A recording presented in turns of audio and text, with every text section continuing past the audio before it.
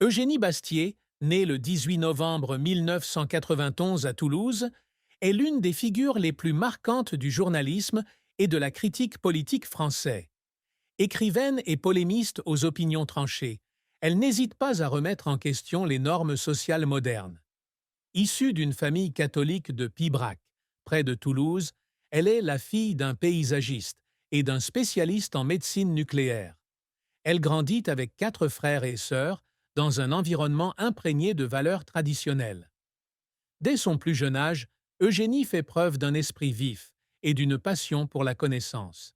Elle fréquente l'internat catholique Saint-Jean de Lectoure, où les cours d'éthique et d'esprit critique forgent sa vision du monde.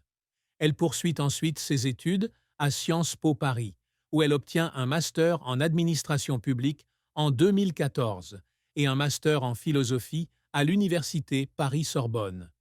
La combinaison de sa réflexion politique pointue et de sa formation philosophique lui a permis de développer un style d'écriture et de débat unique, à la fois théoriquement profond et accessible au public. Eugénie Bastier a débuté sa carrière de journaliste alors qu'elle était étudiante, avec un premier article publié dans le magazine Causeur en 2012. Dès lors, elle s'est rapidement fait remarquer par ses opinions conservatrices, s'opposant au mouvement progressiste moderne, notamment au néo-féminisme. Elle a rejoint Le Figaro, l'un des principaux journaux conservateurs français, et est devenue une rédactrice incontournable des rubriques commentaires et débats. Au-delà de la presse écrite, Eugénie est également apparue régulièrement sur des émissions de télévision comme CNews, où elle a endossé le rôle de commentatrice politique et animé sa propre émission. Avec 3 ouvrages publiés, dont Adieu, Mademoiselle, 1916, Le port émissaire, 1918, et La dictature des ressentis, 2023, elle s'est imposée comme une polémiste de premier plan, toujours prête à affronter des idées qui, selon elle, érodent les valeurs traditionnelles. Cependant, derrière le glamour de sa carrière, Eugénie cache une profonde tristesse, des secrets cachés et un parcours émotionnel tumultueux qu'elle n'a révélé que récemment. La plus grande tristesse d'Eugénie Bastier ne résidait pas dans la controverse publique, ni dans les critiques auxquelles elle a été confrontée, mais dans la profonde solitude qu'elle ressentait à défendre sans relâche ses valeurs, dans un monde qui s'en éloignait de plus en plus. Jeune femme d'esprit conservateur, elle se sentait souvent isolée dans les médias français, dominée par les opinions progressistes. Cette solitude provenait non seulement des attaques de ses opposants idéologiques, mais aussi du sentiment de devoir dissimuler une partie de sa véritable identité afin de préserver une image publique forte. Eugénie a un jour avoué, lors d'une rare interview, qu'il lui arrivait de longues nuits, seule dans son appartement parisien, à se demander si son action faisait réellement bouger les choses, ou si elle n'était qu'une voix noyée dans le tourbillon des idées modernes. Cette tristesse s'est aggravée lorsqu'elle a réalisé que, malgré sa réussite professionnelle, elle aspirait toujours à une connexion plus profonde avec son entourage, un objectif difficile à atteindre en raison de ses opinions controversées. La tristesse d'Eugénie était également liée à un traumatisme personnel de son enfance. Ayant grandi dans une famille catholique stricte, elle a souvent ressenti la pression de se conformer aux attentes de sa famille tout en cherchant à s'affirmer dans une société en constante évolution. Un souvenir douloureux qu'elle a partagé est celui d'adolescente ridiculisée par ses camarades de classe pour ses convictions religieuses. Ses propos méchants, même venant d'enfants, ont laissé en elle une blessure durable, lui donnant le sentiment de devoir se battre pour défendre les valeurs qu'elle croyait justes. Cette tristesse n'est pas seulement une solitude sociale, mais aussi une douleur intérieure, car elle se demande si elle est sur la bonne voie ou si elle s'accroche obstinément à un monde que beaucoup considèrent comme dépassé. C'est le conflit entre ses croyances personnelles et la réalité sociale qui crée un vide dans son âme, une tristesse qu'elle n'a osé reconnaître que récemment lorsqu'elle a eu le courage de regarder directement ses propres faiblesses. Le parcours d'Eugénie Bastier est une histoire de persévérance, de talent et de larmes silencieuses. Dès ses débuts chez Causeur, alors qu'elle était étudiante à Sciences Po, elle s'est rapidement fait remarquer par son écriture percutante et ses opinions résolument conservatrices. Son premier article, publié en décembre 2012, était une analyse des enjeux de société contemporains qui a immédiatement capté l'attention des dirigeants du magazine. Sa carrière a véritablement décollé en 2015, lorsqu'elle est apparue dans l'émission Ce soir ou Jamais, où elle a affronté le célèbre économiste Jacques Attali lors d'un débat sur les réfugiés et l'immigration. Avec son assurance et ses arguments percutants, elle a captivé le public et les médias. Ce moment a marqué sa transformation, passant du statut de jeune écrivaine à celui de personnalité prometteuse de la télévision. En 2016, Eugénie a publié son premier livre, Adieu, Mademoiselle. La défaite des femmes, une critique du féminisme moderne, affirmant que le mouvement s'était égaré et avait fait plus de mal que de bien aux femmes. Le livre devient rapidement un phénomène, relayé par ses partisans comme ses détracteurs. Ce succès l'a conduit au Figaro, où elle devient une chroniqueuse régulière de la rubrique Débat et opinion. Elle participe ensuite à des émissions comme Actualitae sur France 2, Historiquement sur Histoire, puis Face à l'info sur CNews, où elle remplace Éric Zemmour en 2021. En 2022, elle lance le Club des idées sur Figaro TV et la Revue des hebdos et des idées sur Europe 1, consolidant ainsi sa position parmi les jeunes journalistes les plus influentes de France. Pourtant, le parcours d'Eugénie n'a pas toujours été rose. Elle a connu des revers douloureux, comme celui où des militants LGBT lui ont jeté un gâteau au visage lors d'un enregistrement sur le féminisme en 2015. Cet incident l'a non seulement embarrassée, mais l'a aussi plongée en larmes dans la loge après l'émission, se sentant attaquée non seulement pour ses opinions, mais aussi pour ce qu'elle était. Un autre revers est survenu lorsque son deuxième livre, Le porc émissaire, Terreur ou contre-révolution, paru en 2018, a été vivement critiqué pour la citation controversée. Je pense qu'une tape sur les fesses n'a jamais tué personne. Elle a alors été la cible d'attaques sur les réseaux sociaux et dans la presse, ce qui l'a obligée à s'excuser publiquement et à admettre que si elle avait dû réécrire, elle n'aurait pas utilisé cette citation. Ces moments, aussi douloureux soient-ils, l'ont façonnée, l'aidant à apprendre à affronter la critique et à continuer à défendre ses opinions, même si cela lui a parfois coûté des larmes. Le plus grand accomplissement d'Eugénie Bastier est peut-être sa capacité à se transformer d'une jeune fille de la banlieue toulousaine en l'une des commentatrices politiques et culturelles les plus influentes de France. Son premier livre, Adieu, Mademoiselle, a non seulement été un ouvrage controversé, mais aussi une étape importante dans sa carrière. Vendu à des milliers d'exemplaires et traduit dans de nombreuses langues, il l'a propulsé vers une renommée internationale. Soutenant que le féminisme moderne avait trahi les femmes en promouvant un modèle de libération fondé sur des normes masculines, elle a suscité de vifs débats dans les médias. Son apparition dans l'émission Ce soir ou Jamais, en 2015, où elle a affronté Jacques Attali, a été considérée comme un moment marquant, la consacrant au cinéma et à la critique conservatrice. Rejoindre le Figaro et devenir une chroniqueuse de premier plan a été un autre succès, lui permettant de toucher un large public et de consolider sa position au sein de la communauté intellectuelle française. En 2021, elle a lancé Place aux idées sur CNews, une émission qui aborde des questions politiques et sociales et attire des millions de téléspectateurs chaque semaine. L'émission a non seulement confirmé son talent de présentatrice, mais a également démontré sa capacité à captiver l'attention du public par ses analyses incisives et son approche sans concession. Par ailleurs, sa cofondation et sa direction politique du magazine Limite, une publication axée sur l'écocentrisme intégral, l'ont aidé à diffuser ses opinions sur la nécessité de protéger les valeurs traditionnelles face aux crises environnementales et sociales. Ces succès témoignent non seulement du talent d'Eugénie, mais aussi de sa détermination à défendre ses convictions, malgré les critiques acerbes du public et des médias. La carrière d'Eugénie Bastier, bien que couronnée de succès, n'a pas été exempte de revers et de difficultés. L'un de ses plus grands défis a été de faire face à un déluge constant de critiques de la part de groupes et de militants progressistes qui jugent ses opinions conservatrices, rétrogrades, voire réactionnaires. L'incident du jet de gâteau en 2015 a été l'un des moments les plus douloureux de sa carrière.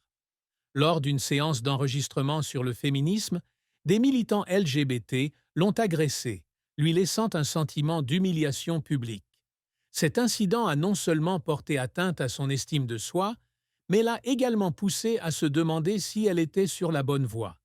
Bien qu'elle ait tenté de maintenir une apparence forte, elle a admis avoir passé de nombreuses heures seule après l'incident, à se demander si sa carrière valait la peine de subir de telles attaques. Autre revers, la controverse autour de son livre Le porc émissaire et sa célèbre remarque sur les claques aux fesses. Cette remarque, reprise dans une interview sur France Inter, lui a valu de vives critiques, beaucoup l'accusant de minimiser la question du harcèlement sexuel.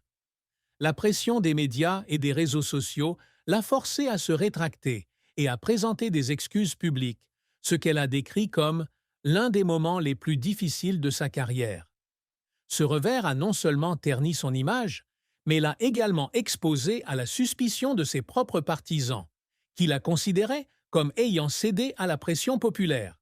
De plus, être qualifiée de réactionnaire ou d'extrême droite par certains journaux et sur Wikipédia lui a semblé injuste, d'autant plus qu'elle a toujours tenu à souligner qu'elle n'appartenait à aucun parti politique et défendait simplement les valeurs auxquelles elle croyait. Ces épreuves, bien que douloureuses, l'ont aidée à grandir, à apprendre à affronter la critique et à poursuivre son chemin avec détermination et courage. Eugénie Bastier a toujours œuvré pour des réalisations qui non seulement lui ont apporté une renommée personnelle, mais qui contribuent également à remodeler le débat culturel et politique en France. L'un de ses plus grands objectifs est de jeter les bases d'une pensée conservatrice moderne, une pensée qui ne se contente pas de s'opposer au courant progressiste, mais qui propose également des solutions positives aux problèmes de société. L'une de ses plus grandes fiertés est d'avoir cofondé le magazine Limite. Le magazine, axé sur l'écologie intégrale, critique non seulement la surconsommation de la société moderne, mais propose également un mode de vie basé sur la durabilité, le respect de la nature et les valeurs traditionnelles. Bien que la revue cesse de paraître en 2022, elle a joué un rôle important en encourageant les discussions sur les liens entre environnement, culture et éthique. Eugénie a également poursuivi sa quête de voix pour ceux qui se sentent exclus du débat public.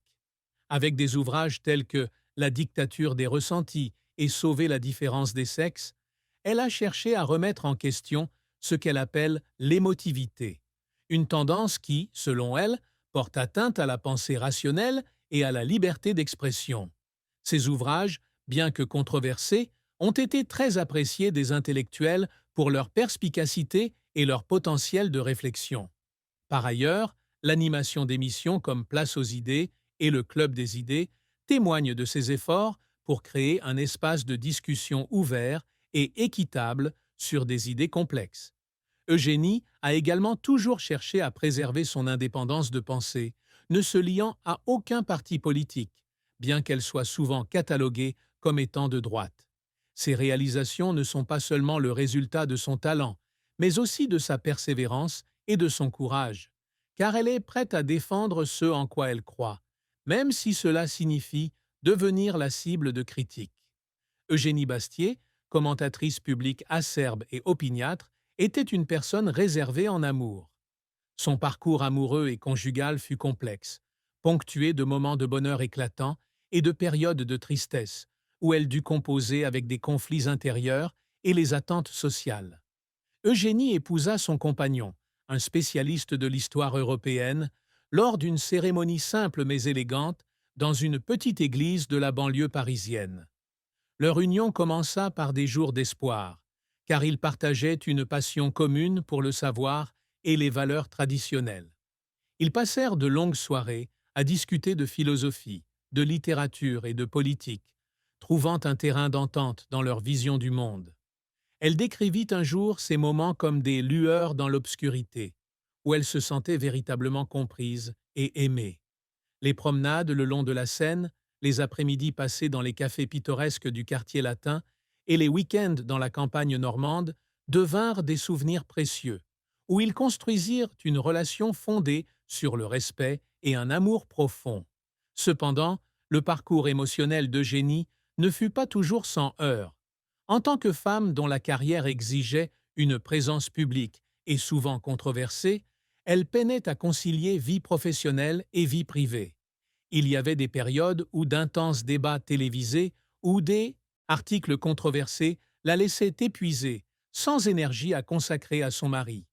Un jour, après une séance de tournage particulièrement stressante, elle rentra chez elle et découvrit qu'elle avait oublié son anniversaire de mariage. À cet instant, la vue du regard déçu de son mari la fit fondre en larmes, estimant avoir involontairement fait passer sa carrière avant les choses les plus importantes de la vie. De plus, ses opinions conservatrices, notamment sur le rôle de la femme au sein de la famille, suscitaient parfois des débats houleux entre eux. Son mari, bien que la soutenant, ayant une vision plus moderne de l'égalité des sexes. Ces conflits n'ébranlèrent pas leur amour, mais les forcèrent au contraire à apprendre à mieux s'écouter et à se comprendre. Eugénie avoua un jour que son amour n'était pas un conte de fées, mais un cheminement qui exigeait patience, sacrifice et effort constant pour entretenir la flamme de l'amour.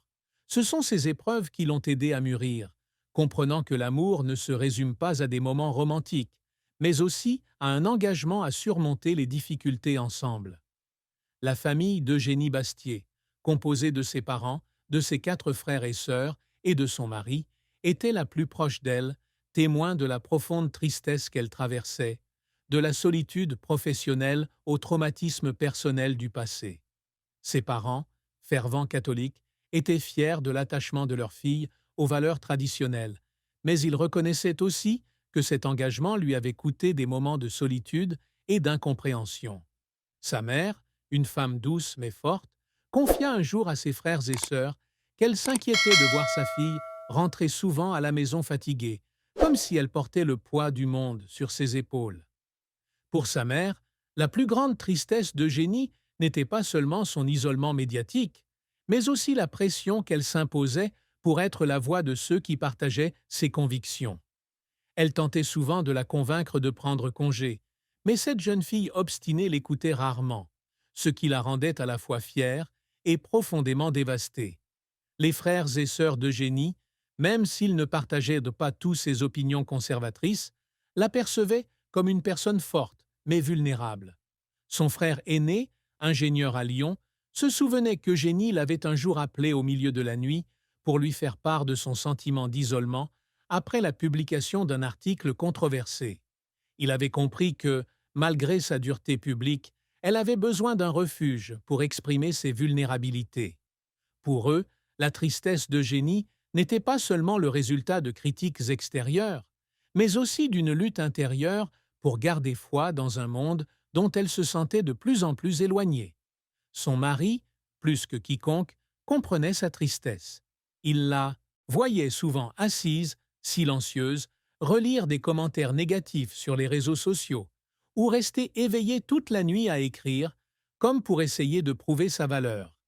Il ne voyait pas ses chagrins comme un signe d'échec, mais comme un témoignage de son courage à défendre ses convictions. Sa famille, bien que incapable d'apaiser complètement sa peine, l'a toujours soutenu dans son cheminement, l'aidant à comprendre que, malgré la dureté du monde, elle avait toujours un endroit où se réfugier. Malgré son franc-parler dans ses écrits et ses déclarations publiques, Eugénie Bastier gardait un profond secret dont même sa famille n'avait que vaguement conscience. Ce secret n'était ni un scandale, ni un événement choquant, mais une crise de foi qu'elle a vécue à la fin des années 2010, lorsqu'elle a commencé à douter des valeurs mêmes qu'elle avait défendues toute sa carrière. À cette époque, au sommet de sa carrière au port et comme chroniqueuse sur CNews, Eugénie a commencé à se sentir intérieurement tiraillée. Les débats constants avec ses opposants idéologiques, ainsi que la pression d'être taxé de réactionnaire, l'ont amené à s'interroger sur la pertinence des valeurs catholiques et traditionnelles qu'elle avait toujours défendues dans le monde moderne.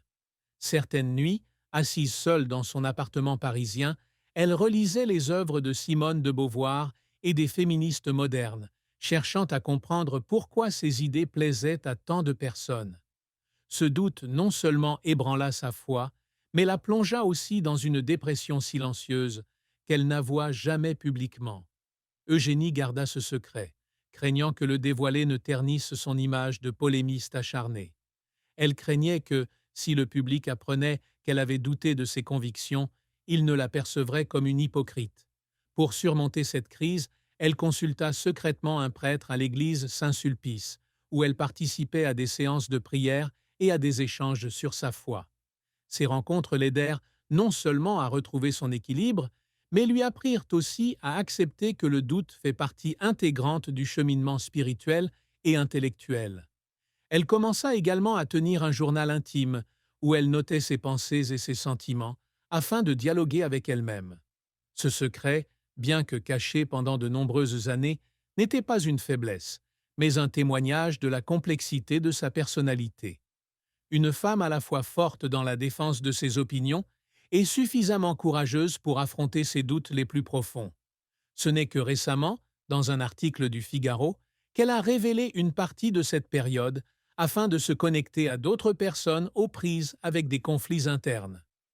Le mariage actuel d'Eugénie Bastier témoigne de la puissance de l'amour pour surmonter les défis de la vie moderne. Après près de 10 ans de mariage, elle et son mari entretiennent une relation solide, malgré les difficultés. Ils vivent actuellement dans un petit mais chaleureux appartement du Marais à Paris, où Eugénie travaille et filme régulièrement.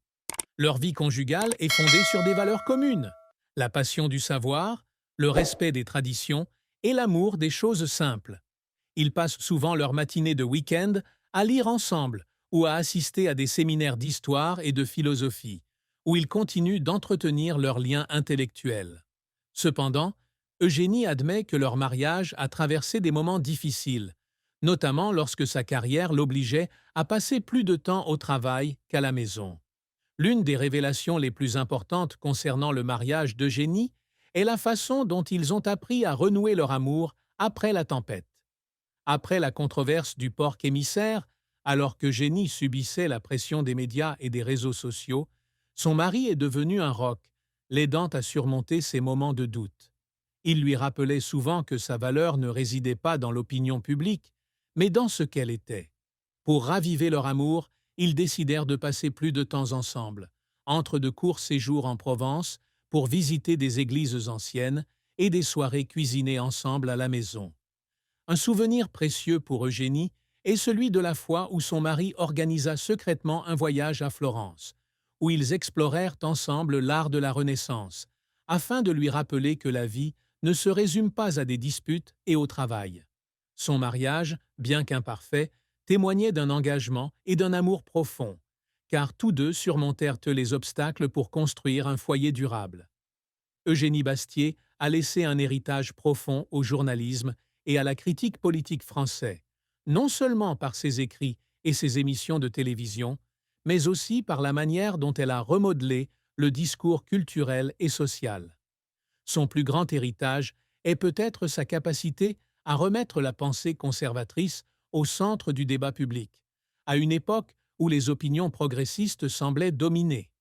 Avec Adieu, Mademoiselle et d'autres ouvrages, elle a ouvert un espace de discussion sur le rôle des femmes, de la famille et de la tradition dans la société moderne, remettant en question des idées qui, selon elle, érodaient les valeurs fondamentales.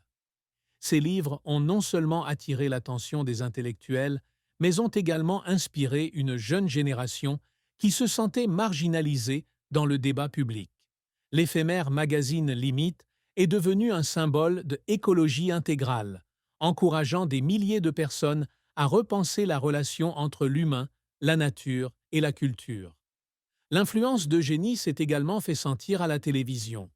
Des émissions comme Place aux idées et le Club des idées lui ont permis, de présenter des idées complexes à un public plus large, allant des questions de liberté d'expression à la nécessité d'une société fondée sur des valeurs morales. Elle est également devenue un modèle pour les jeunes femmes souhaitant se lancer dans le journalisme et la politique, démontrant qu'on pouvait à la fois être ferme dans ses convictions et ouvert au dialogue. De plus, son courage face aux critiques et son apprentissage de ses erreurs, comme lors de la controverse sur le porc émissaire, ont fait d'elle un symbole de résilience.